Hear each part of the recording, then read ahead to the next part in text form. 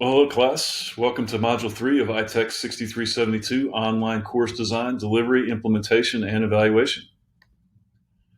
By the end of this module, you should be able to define jargon and learning coach, identify skills for communicating in online environments, including audio, video, and multimedia elements, identify 3 interacting elements of an online learning community, the social, cognitive, and teaching presence, or sometimes referred to as Garrison's community of inquiry, and also contribute thoughtfully to a class discussion about communication. So we're going to take a look at these 3 terms: social presence, cognitive presence, and teaching presence. You can find that information in the online teaching in K-12 textbook located in Chapter 3. As I mentioned a minute ago, this is sometimes known as the model of community of inquiry. Social presence involves things like open communication, group cohesion, participation, or the participants exhibiting personal and affective engagement. This is where students are interacting with each other. And it's important that we take into account the social and emotional aspects of our learners in online learning, since they're not physically face-to-face. And we want to maintain those open lines of communications where students feel comfortable communicating with each other. It's important with them because this is going to aid in their connection with the content of our course, both for the course material and for the other students in their class. Cognitive presence refers to how participants in an online course interact and engage with the course content. In this course, this will mainly be through the classroom discussions that we'll have. It's important to have a triggering hook followed by some opportunities for exploration, integration, resolution, and the ways that you're going to interact and engage with your students so they can find content and also make a strong connection with it.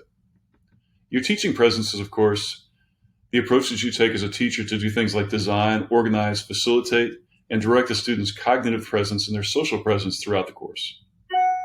These 3 things are integral to make sure you set up early on in your course. Sort of what you do in the first day or 2 of your face-to-face classes. You want to make sure you set the tone. You also want to make some time to set up your procedures for the class. It also helps students to know what your expectations are, what your demeanor is, and what your policies and procedures are for their classroom. Your social presence, cognitive presence, and teaching presence need to be outlined in the very first part of your course, in your language of your course, and in the communication style that you'll have throughout your course.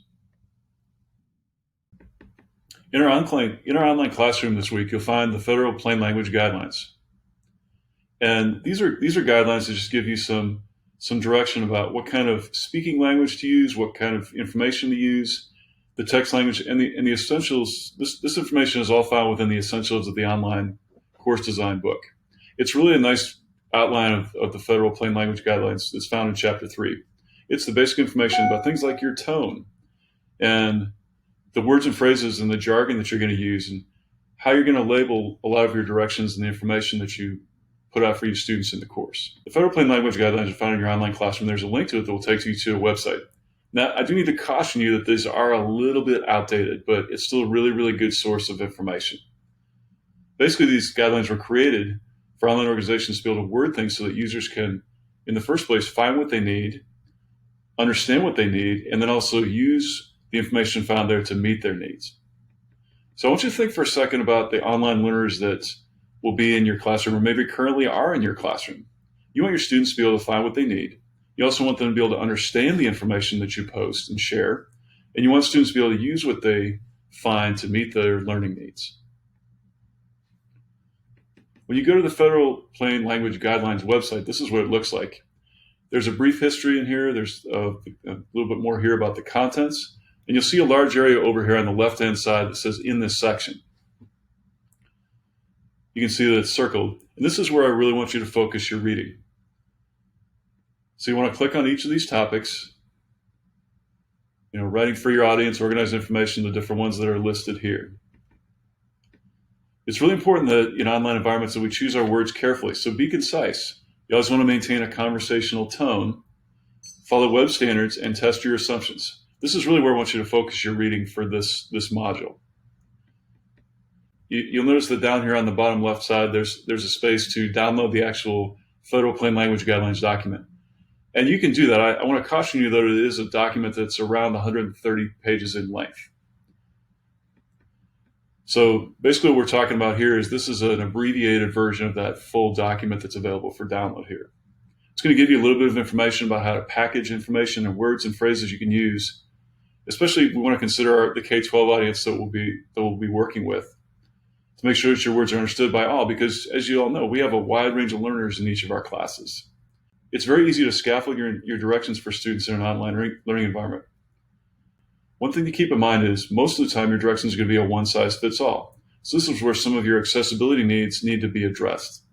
And it comes in handy. And also make sure that you're meeting the needs of all of your learners.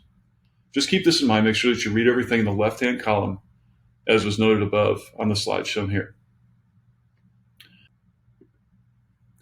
This week, your discussion focuses on a Tony Robbins quote that's shown on the screen here. To effectively communicate, we must realize that we are all different in the ways we perceive the world and use this understanding as a guide to our communication with others.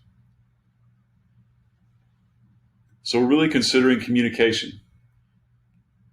And as you read through this module and the assigned course readings, you're going to create a topic of discussion for this on Flipgrid.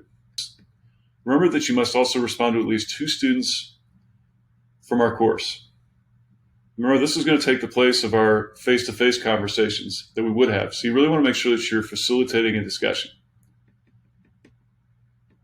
And I do want to share a few sentence starters here as you're addressing this prompt. What does it mean for online course design and delivery? So here's some prompts you might use for your discussion this week. I'd like to add something. I would say that you made a good point. We say, that's true. I also think that. That makes sense because, but I also remind you that it's okay to disagree, just so long as we do that with civility. Make sure that when you're having these online discussions that you're really trying to facilitate a full discussion and at least facilitate a back and forth in the conversation. You know, one good way to do this is to ask a question as a part of your post or a part of your response. This is a really key part of social presence, which is a really important part of the overall concept of community of inquiry that we're focusing on this week. But I hope you have a great week, and I look forward to seeing your posts.